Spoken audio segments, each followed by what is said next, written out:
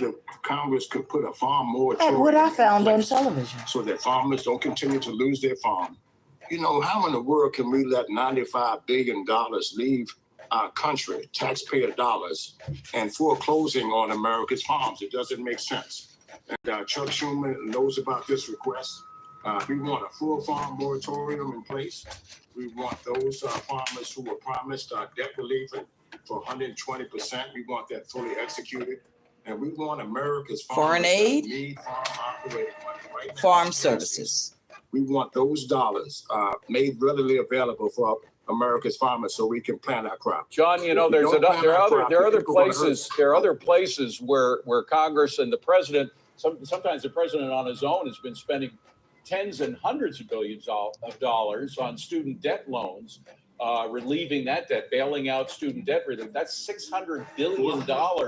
One would think that at least a portion of that would be in as good, if not better hands, in the hands of farmers who actually produce something for Americans. Now, see, it is people like this gentleman right here that I was thinking about when I wrote this. These are my flyers that I'm going to be handing out. They're going to be coming out soon. I have to get my petition signed. So here's the petition. For those of you that are not registered or need to register, I printed out the registration form and seeing how I can set my stuff up.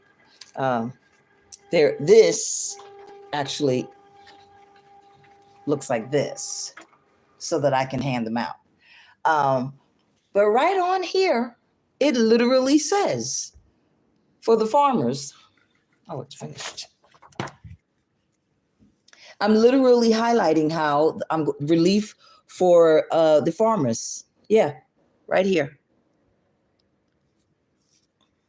United States Farmers, State of Emergency Rights Funding, and I'm trying to read through the thing. Funding and United States employees. One of the reasons how people like this get in debt, right, is because we keep hiring migrants to do the work instead of paying a living wage to American workers. And so I know the other day, I wasn't talking about farming, but the other day I was incorrect. I said 96 billion, or maybe yesterday or the day before. I made a video and I was saying we just sent 96 billion foreign aid passed by the Democrats and the Republicans, because people love to say, if they're a Democrat, look what Trump did. If they are a Republican, look what Biden did.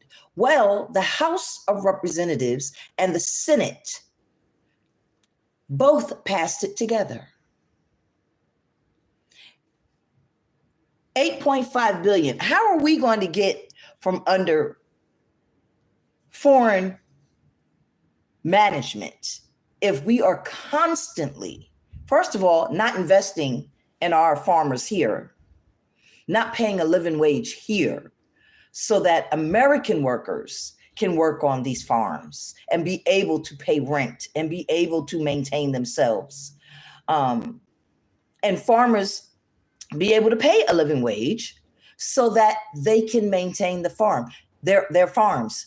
And we can have food that's not been intentionally infested with bugs, and then we can't eat it, or we have to get another strain, and then that costs more money. And you see, that's the supply and demand, and then they blame it on inflation. But I just printed this out. I literally just printed this out. And I've seen him over and over and over again. See, he's someone that, now because I'm a woman, I'm sure he thinks I don't qualify to be president of the United States. But you have two men, and you've been asking Biden, back when Biden was vice president. Did you get anything from him? It's in my plan. Yeah. See, as long as we have migrants here, and I am not an enemy to migrants. Immigrants are not migrants. But as long as we have migrants here and somebody's willing to pay them $5 an hour and they send it back to their country, and American dollars is $100 in their country, come on, you do the math. They'll do it all day. Why wouldn't they? This is the work they're accustomed to doing.